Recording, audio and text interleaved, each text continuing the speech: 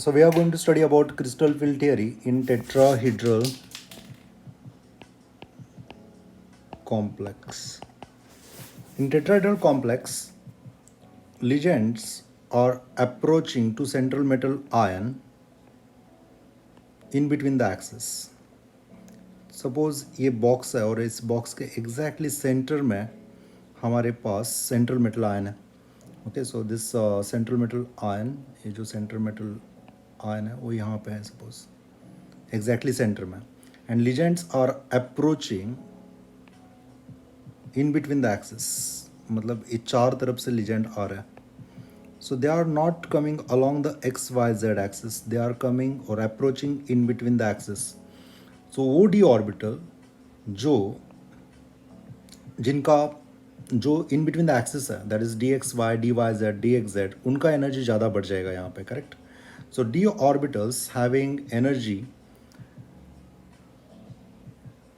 So this 5d orbitals originally उनका सबका energy same रहेगा. So right this one as a 1 2 3 4 5. These are 5d orbitals having equal energy. So these are d orbitals in absence of Legend field.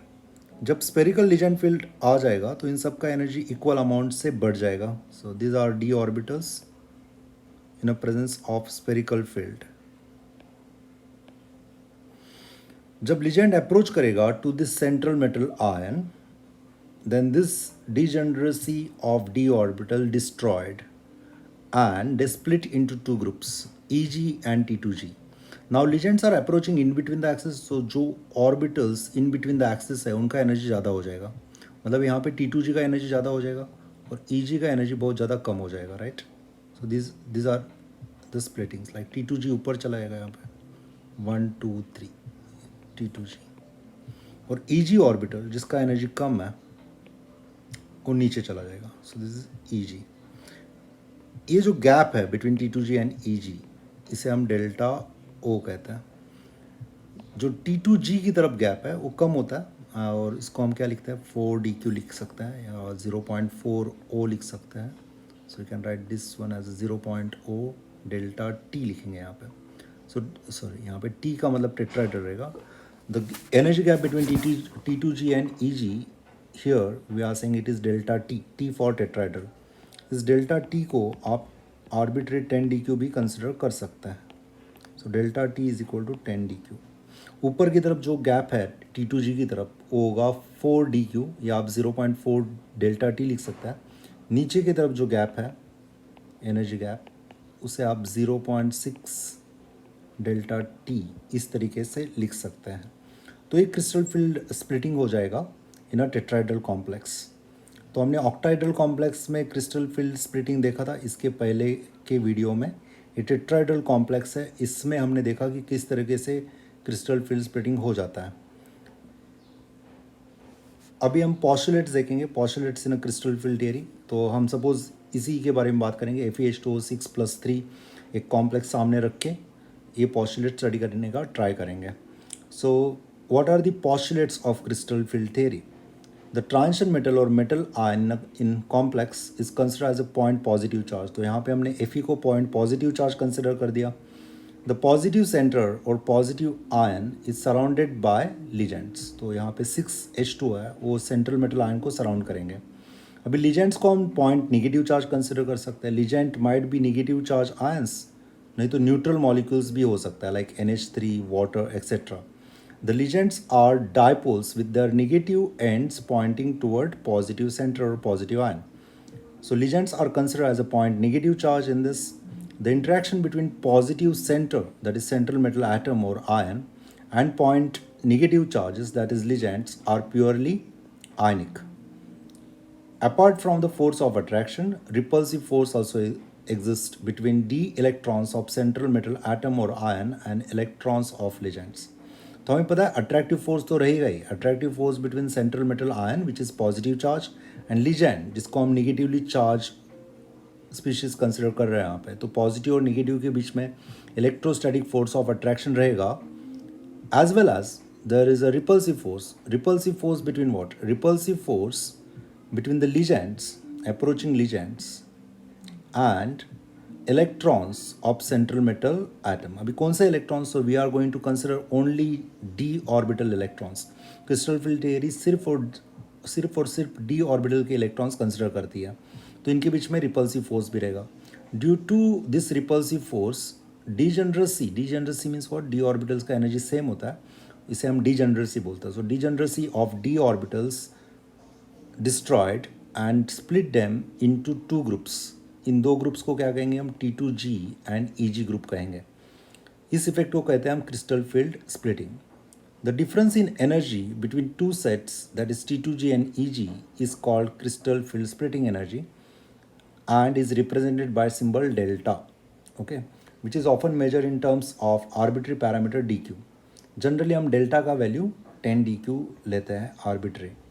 The stability of complex can be quantitatively known by the magnitude of crystal field stabilization energy. Higher value of crystal field stabilization energy indicate more stable complex. Okay, higher value means वो तो negative में आ जाता है, तो जितना बड़ा negative number रहेगा उतना CFSC जितना निगेटिव वैल्यू देगा, जितना बड़ा निगेटिव नंबर देगा उतना वो कॉम्प्लेक्स ज़्यादा स्टेबल रहेगा. नाउ क्रिस्टल फील्ड स्प्लिटिंग इन ऑक्टाइडल कॉम्प्लेक्स, तो इसमें हमने एग्जांपल लिखा था FeH2O6 का, right. So in ऑक्टाइडल complex the metal atom और ion is at center and 6 ligands at 6 corners of octahedron, right. तो हमने उसका शेप देखा था कि किस तरीके से था, तो यहाँ पे शेप इस तरीके से रहेगा. दैट इज़ सपोज यहाँ पे हम छोटा सा डायग्राम निकालते हैं. This is positive charge metal ion and it is surrounded by 6 ligands. तो इस तरीके से 6 लिगेंड उसको सराउंड करेंगे, राइट.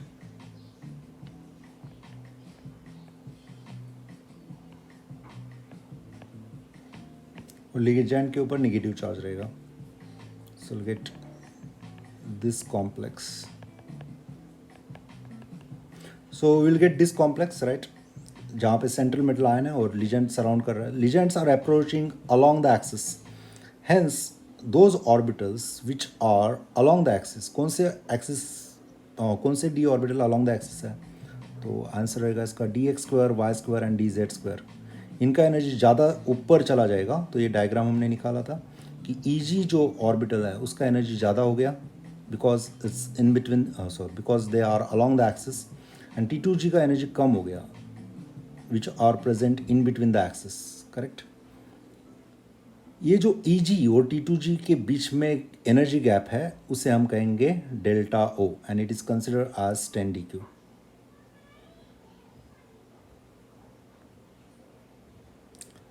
अगर हम क्रिस्टल फील्ड स्टेबलाइजेशन एनर्जी का बात करते हैं CFSE, सो एनर्जी कम हो जाता है by preferably filling lower d orbitals, और उसे हम क्रिस्टल फील्ड स्टेबलाइजेशन एनर्जी बोलता है.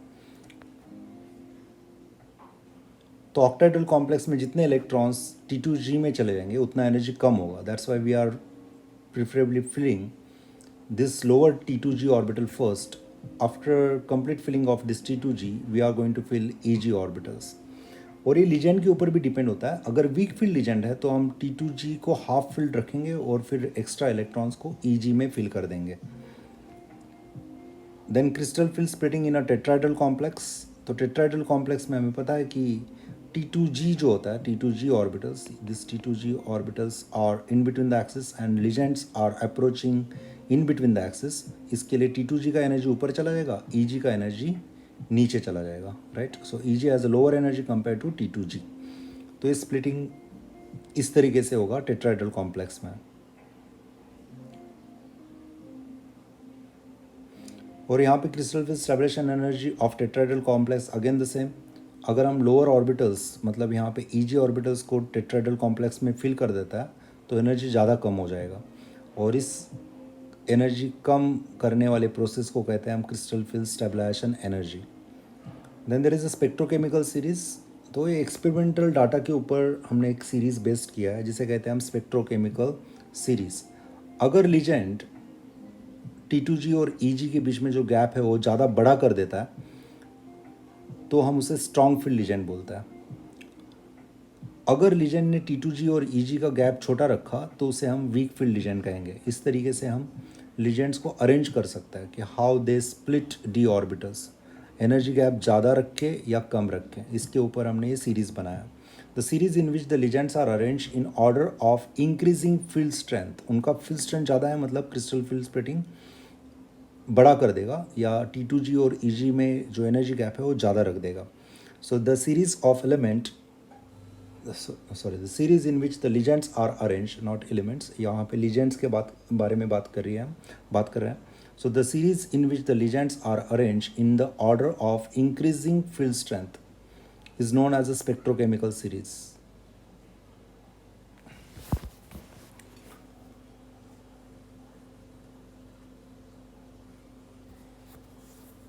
So this series I minus Br minus S minus 2 SCN minus Cl minus NO3 minus F minus OH minus water, generally water तक जितने भी legends हैं उसे हम वीक फील्ड लीजेंड्स कंसिडर करते हैं, WFL वीक फील्ड लीजेंड्स। और ammonia EN NO2 CN and CO इनको हम strong field legend SFL strong field legends consider करते हैं।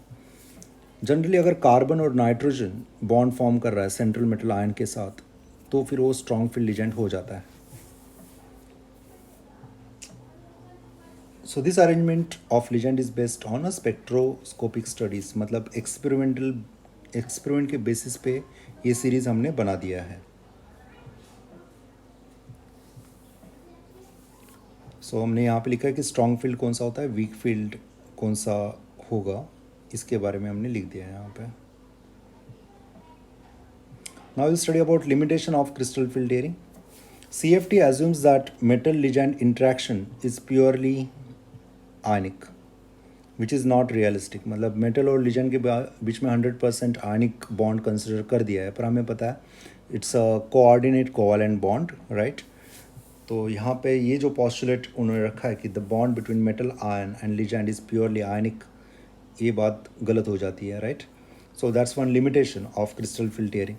The theory considered d orbitals of only central metal atom or ion. The other orbitals of metal atom are not considered for study. So it considering only d orbitals of central metal atom or ion. CFT not considered any orbital of ligands for study of complex formation. CFT not explain the reason for causing different amount of splitting by different ligands. CFT rules out the possibility of formation of pi bonding. तो pi bonding के बारे में कुछ नहीं बोलता, पर हमें पता है कि कॉम्प्लेक्सेस में पाई बॉन्डिंग भी एग्जिस्ट करता है। सो सुपेरियरिटी ऑफ CFT और VBT